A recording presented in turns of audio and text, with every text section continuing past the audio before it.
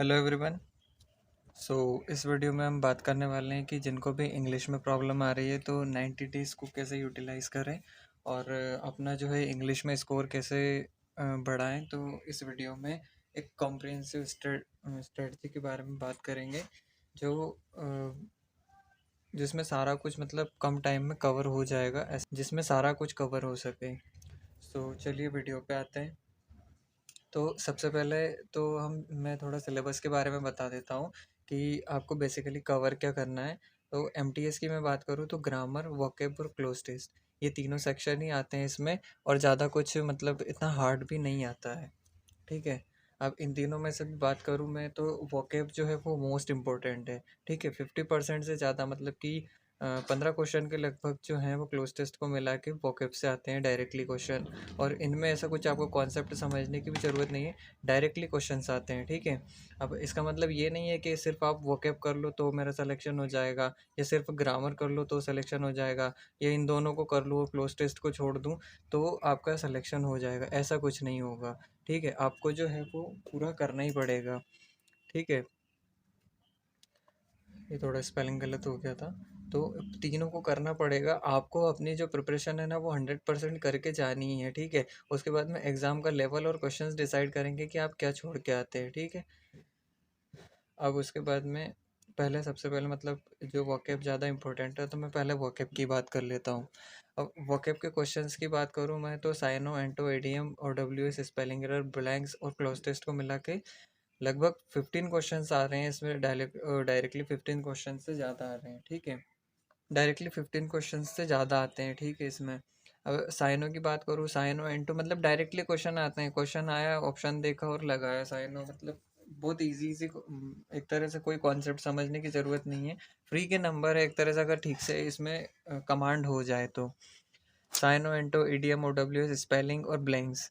Cyano की बात करूँ मैं तो साइनो लगभग है ना, अगर ब्लैक बुक की बात करूँ मैं, अगर ब्लैक बुक से कर रहे हैं या कहीं और से भी कर रहे हैं आप, तो उसमें 1000+ होंगे। लेकिन जो मेन मेन है ना वो तो लगभग मतलब ऐसा समझ लो कि 700 to 800 ही होंगे। बाकी के तो फिर वो इजी इजी रहते हैं। मतलब मेन क्वेश्चंस की बात करूँ ना मैं, मेन जो वर्ड्स हैं वो 700 to 800 ही आपको करना है। और ये ऐसी चीज़ है कि ये बार बार भूलते हैं।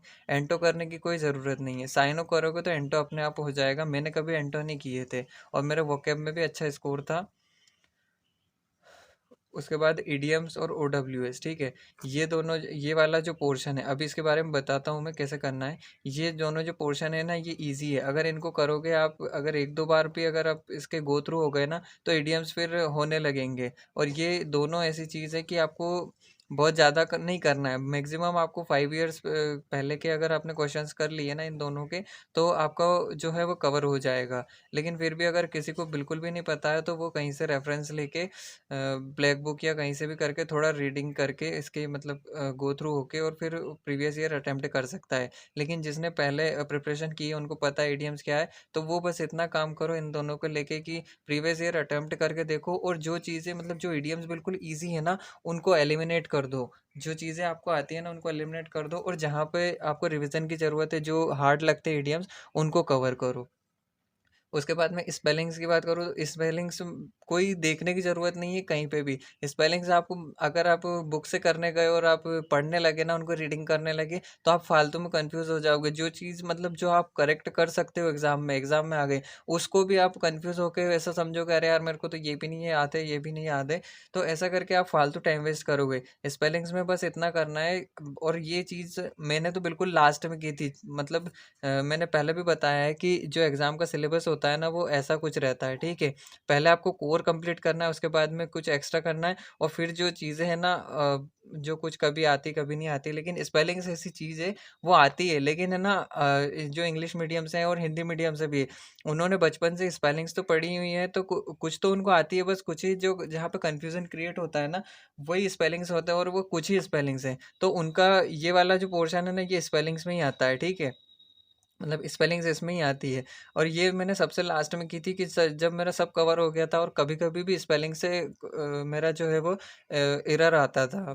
जब मैं मॉक टेस्ट लगाता था, तो इसका मैंने बस इतना किया था कि प्रीवियस ईयर सारी स्पेलिंग्स मैंने करी थी, और उसका जो भी हार्ड स्पेलिंग मेरे को लगी, जो मतलब मेरे से नहीं हुई, उसको मैं उसको मैंने अलग से लिख लिया था, और उसको बस एक बार देख लेता था मैं डेली, या कभी भी मेरे को टाइम मिला, ताकि गलत होने के चांसेस कम हो। उसके बाद बाद में स्पेलिंग्स में ये प्रॉब्लम भी आती है कि पता नहीं चलता कि सही करना है या गलत करना है। तो ये आप प्रीवियस ईयर अटेम्प्ट करोगे ना, तब आपके अच्छे से प्रैक्टिस हो जाएगी। मैक्सिमम अगर आपने 100 भी प्रैक्टिस कर लिया, तो आपको इसकी आदत हो जाएगी, और जो भी है आपकी स्पेलिंग्स वाला जो पोर्शन है वो स्ट्रोंग हो जाएगा। अब ये जो वोकैब है, इनको याद करने का एक बेस्ट तरीका बता रहा हूँ। और बेस्ट इसलिए है क्योंकि इसमें रिवीजन भी होता जा रहा है, और चीज़ें दिमाग में बैठती भी जाएंगी, जो भी वर्ड्स हैं वो। और इनका यही है कि अगर आप एक दिन पढ़ा और फिर उसके हफ्ते भर बाद में अगर उस चीज़ को रिवाइज कर रहे हैं, तो उस चीज़ का कोई मतलब नहीं निकलेगा। इसमें चाहिए कि आज याद किया, फ्रिक्वेंट रिवीजन चाहिए इसमें। तो आप, मैंने जो मेथड फॉलो किया था वो आप फॉलो कर सकते हैं। जैसे कि अभी सिनोनिम, इडियम्स और ओडब्ल्यूएस तीनों के लिए, ठीक है।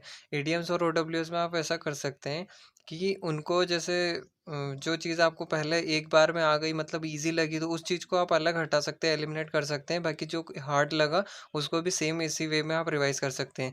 लेकिन साइनो तो आपको, मतलब अभी तो ये चीज़ सोचना ही नहीं है साइनो में, वर्ड्स में, कि ये चीज़ ईजी है तो इसको छोड़ देता हूँ। अभी एक, जैसे एक वे में उनको रिवीजन और याद करते जाना है। जैसे कि डे वन आपने 1 to 50, अब एटलीस्ट आपके पास में कम टाइम है ना, तो एटलीस्ट आपको वन, मतलब 50 इडियम्स तो डेली के अप्रोच करने ही पड़ेंगे। 1 to 50 आज आपने किया ना, उसके बाद में सेकंड में उसका जो फर्स्ट डे है वो रिवीजन किया, प्लस 50 नए उठा लिए। फिर उसके बाद में डे थ्री में जो फर्स्ट डे किए थे, सेकंड डे किए थे, उसको, उन दोनों को रिवाइज किया। फिर मतलब 150। और फिर उसके बाद में जब ये 3 दिन तक रिवाइज हो जाए, अगर आपके पास में टाइम का थोड़ा प्रॉब्लम है, तो आप 2 दिन तक भी ऐसा कर सकते हैं, मतलब कि 2 दिन तक रिवाइज। लेकिन अगर आपके पास भरपूर टाइम और अच्छे से करना है ना, तो 3 दिन तक एक चीज़ को रिवाइज करना ही करना, ठीक है। अब डे फोर के बाद में जब आप आते हैं ना, तो इस डे वन वाले जो पोर्शन को है, इसको छोड़ सकते हैं, और आप नया अटेम्प्ट कर सकते हैं। तो ऐसे करके आपको याद भी होते जाएंगे, और रिवीजन भी, फ्रिक्वेंट रिवीजन होगा तो और जल्दी चीज़ें दिमाग में बैठेंगी। और बार-बार ऐसा भी नहीं करना है आपको कि एक ही वर्ड को लेके बैठ गए, वो याद नहीं हो रहा है। बस उसको 3-4 बार ऐसे जल्दी-जल्दी रिपिटेशन करना है, ताकि वो दिमाग में बैठे। फिर आप सेकंड डे उसको वापस से ऐसे ही रिवाइज़ करोगे ना, तो कुछ वर्ड्स आपको याद हो जाएँगे, कुछ वर्ड नहीं होंगे, तो वो और पक्के हो जाएँगे। और जो मतलब अच्छे से याद थे, उनका और अच्छे से रिवीजन हो जाएगा। तो ऐसे करके जब आप ऐसे करने से आपको मैक्सिमम है ना, 1 मंथ भी नहीं लगेगा, और आप पूरे सिनोनिम से गो थ्रू भी हो जाएँगे, और 50% तक आपको याद होंगे। उसके बाद में फिर थोड़ा बहुत, मतलब 2-3 बार जब गो थ्रू हो जाए, महीने भर के अंदर ऐसा हो जाएगा। उसके बाद में आप प्री-वाईक्यू अटेम्प्ट करके और फिर याद कर सकते हैं, और फिर आपको ब्लैक बुक की ज़रूरत भी नहीं पड़ेगी। बस पी-वाई-क्यू, डेली पी-वाई-क्यू अटेम्प्ट करना है, 100 टू 150, 100 टू 150, ऐसे डेली करना है। तो वो, और मतलब उसका रिवीजन होता ही जाएगा, और दिमाग में फिक्स होते जाएंगे। और इडियम्स और ओडब्ल्यूएस के लिए भी ऐसा ही करना है। उसके बाद में स्पेलिंग का मैंने बता ही दिया कि स्पेलिंग का अगर आपके पास में अभी, मतलब अभी ना भी करो ना तो अच्छा है, लेकिन अगर अभी करना चाहो ना, तो बस इतना करना कि प्रीवियस ईयर अटेम्प्ट करके देख लेना, तो उससे आपकी प्रैक्टिस भी हो जाएगी, और कहाँ आप कमज़ोर हो, कौन से स्पेलिंग कहाँ कन्फ्यूज़ हो रहे हो, वो आपको पता चल जाएगा। अब आता हूँ ग्रामर पे। तो देखो, ग्रामर का ऐसा है कि मतलब कुछ ऐसे इंपॉर्टेंट टॉपिक्स होते हैं कि वहाँ से क्वेश्चन ज़्यादा होते हैं, लेकिन वो सिर्फ इंपॉर्टेंट टॉपिक्स को अगर आप करोगे ना, तो आपको मॉक टेस्ट में जो है वो कॉन्फिडेंस भी नहीं आ पाएगा, और आप ऐसा नहीं कर सकते, आप कुछ भी चीज़ छोड़ के नहीं जा सकते। आपको एग्ज़ाम में जाके ना याद आए वो बात अलग है, लेकिन अभी से अगर आप छोड़ने लगोगे ना, तो आगे बहुत प्रॉब्लम हो जाएगी। तो इसलिए आपके पास में ऐसा तो है नहीं कि अब आप पूरा कोर्स कंप्लीट कर सके, या कोई क्रैश कोर्स से भी ज़्यादा कुछ हेल्प मिलेगी नहीं।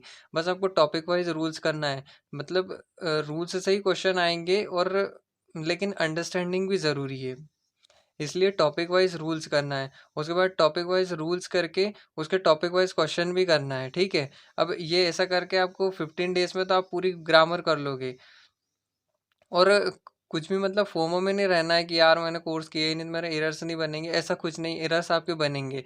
अब एकदम से अगर आप बुक से एरर सॉल्व करने लगोगे ना, तो फालतू में डिमोटिवेट हो जाओगे।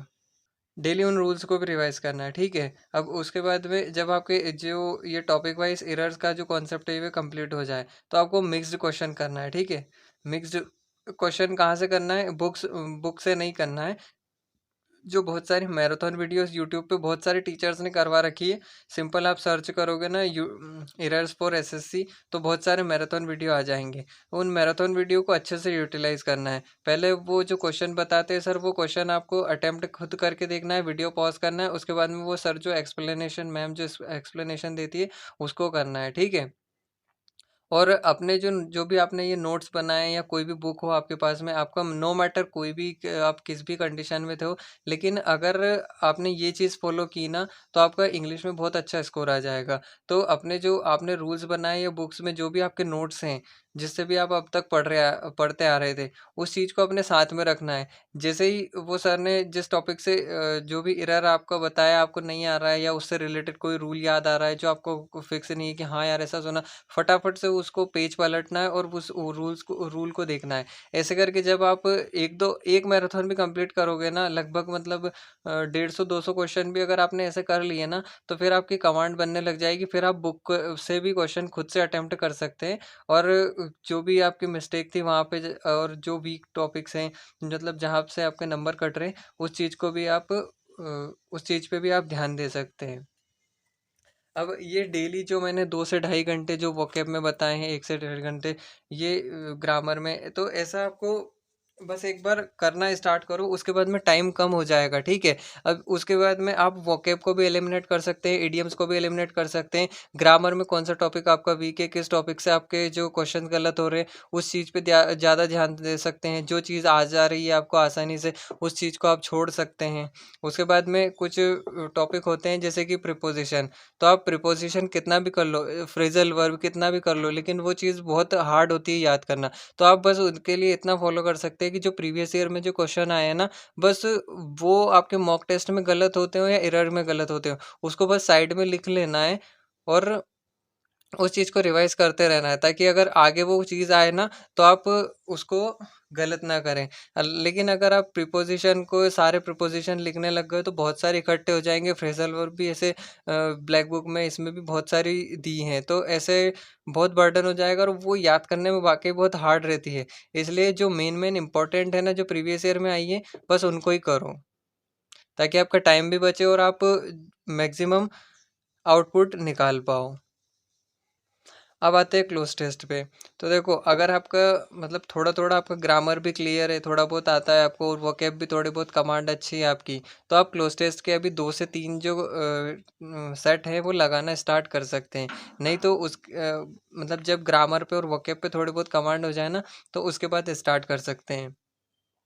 अब क्लोज टेस्ट आप अगर स्टार्ट अभी करोगे ना, तो आपका भले ही चाहे वो एक भी क्वेश्चन सही ना हो, ठीक है, लेकिन ऐसा तो होगा नहीं कि एक भी क्वेश्चन सही ना हो, लेकिन अगर 2-3 क्वेश्चन भी सही हो रहे हैं और 2-3 अगर आप गलत भी कर रहे हो, तो अभी पैनिक नहीं होना है। सिंपल 5 से 10 क्लोज टेस्ट अगर आप अटेम्प्ट करेंगे ना, तो आपको पैटर्न पता चल जाएगा, किस पैटर्न से पूछ रहा है, कैसे क्वेश्चंस आ रहे हैं। तो आप वहाँ पे उस एरिया पे फोकस कर सकते हैं।